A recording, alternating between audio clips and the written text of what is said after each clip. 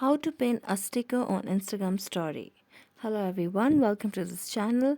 I'm Emily and I'm here to help you out today. So without any delay, let's get started. Now first of all, make sure that your Instagram application is updated to its latest version so that you avoid any sort of glitches. So just go to the Play Store and then tap on Instagram, see if there are any updates available. Now my phone does not have any updates available and it is updated, so I'm going to tap on open and it will lead me to the Instagram application.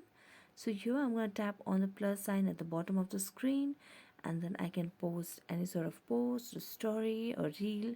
So I'm just going to tap on story over here by swiping left, and randomly I'm going to click a picture, and then how I'm going to put a sticker is tap on this icon right here, and as you tap on this icon you can get various type of stickers right at the bottom.